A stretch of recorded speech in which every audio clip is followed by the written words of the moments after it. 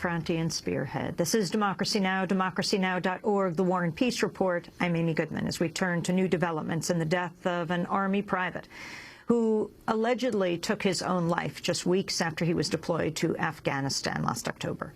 The family of the 19-year-old Chinese-American soldier, Danny Chen, says it's received very sensitive new information on the investigation from the Army. Chen's parents and other members of Manhattan's Chinese community held a news conference last Thursday to disclose what they'd learned from Army investigators at a meeting the day before.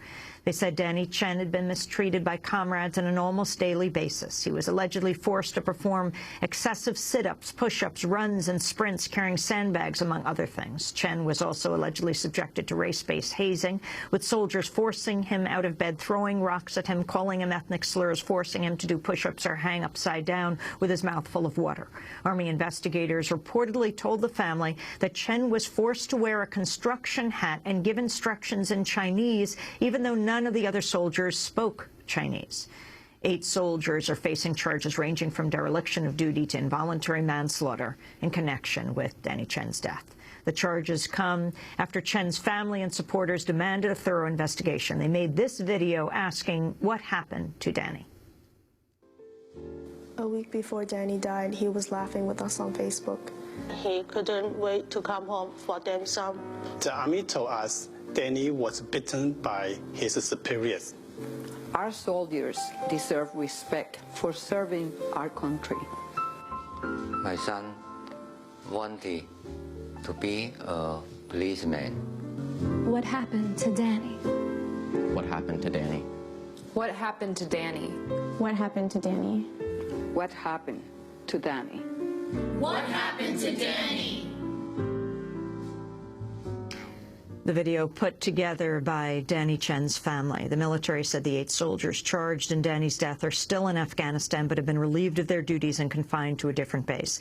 The next step is a hearing to determine if there's enough evidence for a court-martial. The proceedings are expected to be held in Afghanistan. However, Chen's family and the community members are calling for the hearings to be held in the United States to ensure a fair and transparent trial. Earlier this year, another Chinese-American soldier, Harry Liu, a Marine from California, apparently killed himself in April in Afghanistan. Investigators found Liu was also subjected to a brutal hazing by his fellow Marines who were ordered court-martialed in October.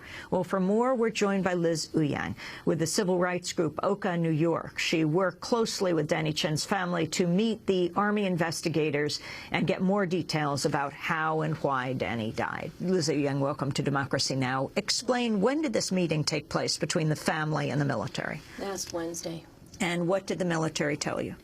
They gave us a more thorough accounting of what happened to Danny and the extent of the hazing. Up until that time, the family had been given bits and drabs of what had taken place, but we had no idea of the extent of it or the duration of it.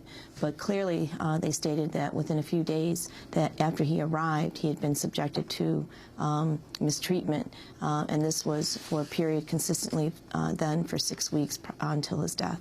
Lay out the details that the military laid out to you. Basically, they said that he was subjected to excessive push-ups, sit-ups, flutter kicks, run and sprints carrying sandbags. He was made to crawl with all his equipment across gravel. He was placed in a simulated sitting position while soldiers used their knees to kick his legs. Rocks were thrown at him to simulate artillery coming at him. He was subject to racial slurs like chink, Gook, Dragon Lady. He was made to perform excessive work details and guard duty. He had to perform push-ups with mouthfuls of water that he couldn't spit out or swallow. And then within 2 to 3 weeks of his death, he was ordered to put on a green construction hard hat and to give directions to soldiers on how to put up the tent in Chinese.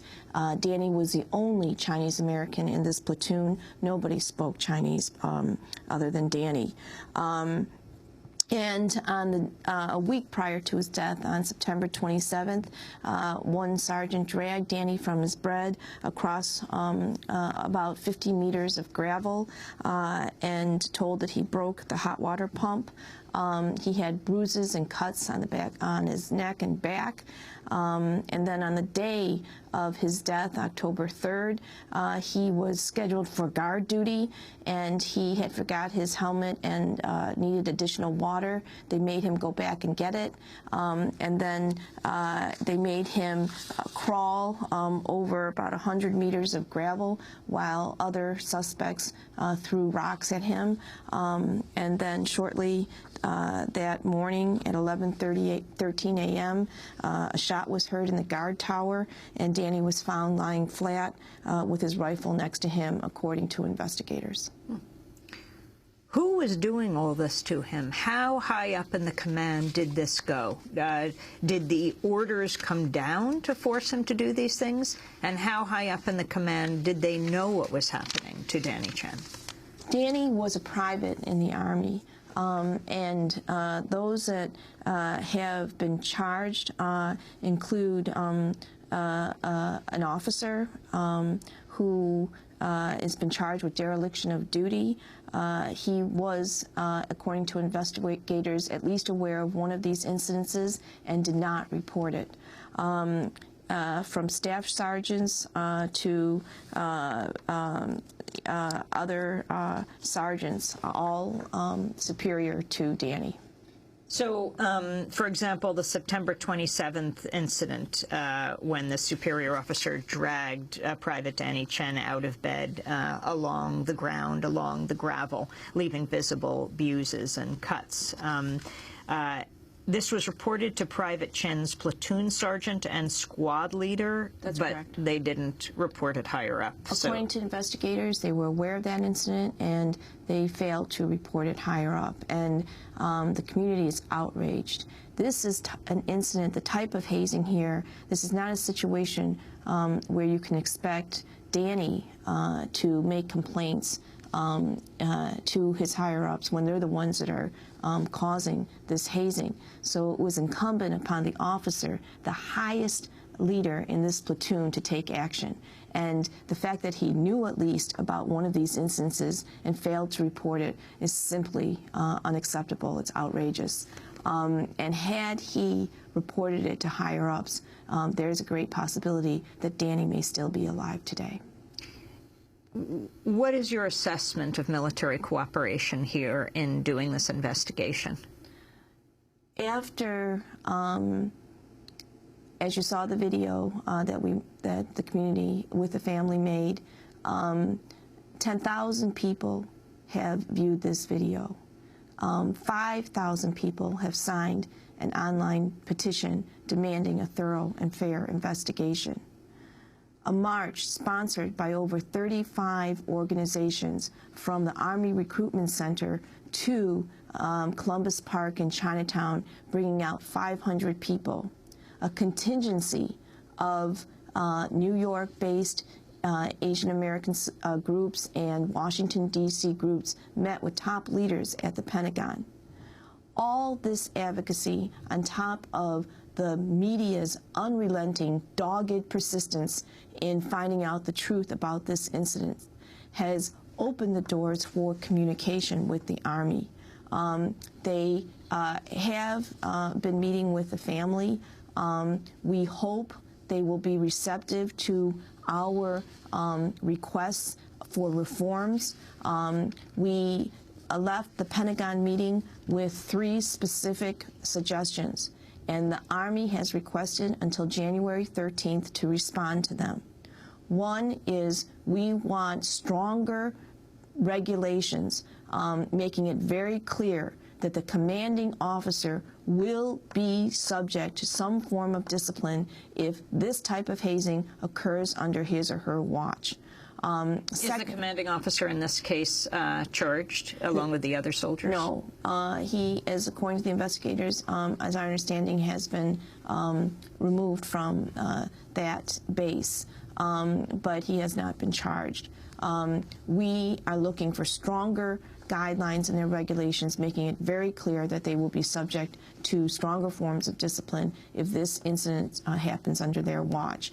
Everyone, we have spoken with several former military enlisted and officers who have told us if the Army is serious about trying to stop hazing in the Army, which is a culture in the Army, then there must be discipline of the commanding officer.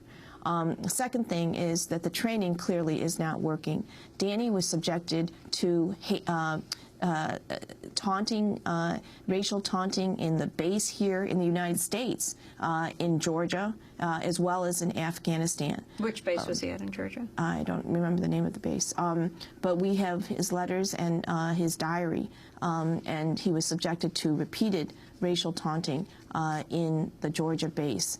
And then again, and as we said, in Afghanistan. So the diversity training that the Army offers, we feel very strongly is not working, and we want community input into their training.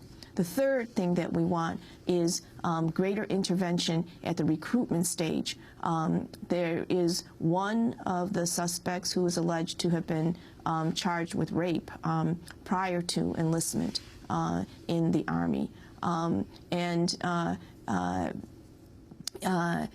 We want greater interventions at the recruitment stage to try better to weed out people who have racist attitudes.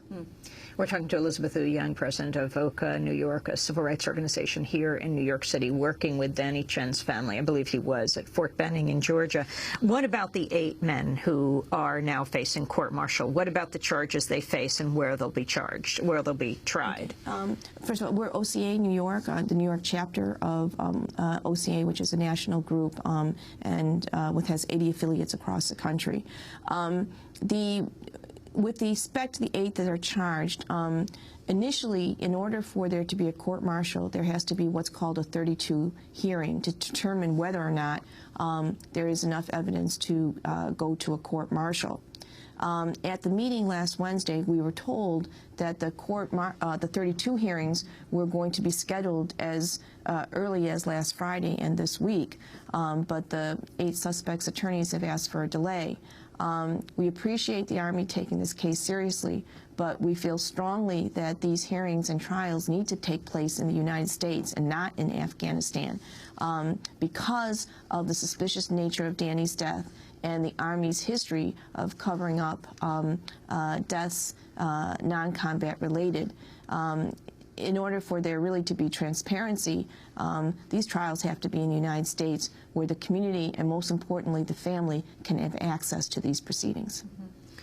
And the death of Danny Chen itself in the guard tower, found with a gun next to him, do you believe it was a suicide? OCA New York has requested, the family has authorized a copy of the autopsy report for OCA New York to review. To this date, we have not been given the autopsy report. The Army claims that they don't want anything to jeopardize the prosecution of these 8, but they are willing to give it to us afterwards. We see no reason why the autopsy report can't be released earlier. We want a final report of the investigations, the physical evidence. Danny kept a journal in Afghanistan despite repeated requests by the family for a copy of that journal. It has not been returned to the family. As of Wednesday's meeting, the Army attorney said that they have concluded that that journal is not relevant to the prosecution of these 8, so that journal should be returned to the family immediately. And after we've reviewed all the physical evidence, then we would like to make a determination as to whether or not it was suicide or not. We are lucky to have secured the help of Dr. Henry Lee, the renowned national and international forensic expert, who was involved in O.J. Simpson's case and many others, the Bosnia massacres and so forth, who is willing to help us review that evidence. I want to thank you very much, Liz Hu Young, for joining us, president of OCA New York, a civil rights organization, a Pan-Asian organization it stands for Organization of Chinese Americans. talking about the case of Danny Chen, which we will follow, found dead in a guardhouse in Afghanistan on October 3rd. The military says it was a self-inflicted gun wound. 8 soldiers now face court-martial for his death. Will they be tried in Afghanistan? Will they be tried here? We will see. This is Democracy Now!, democracynow.org.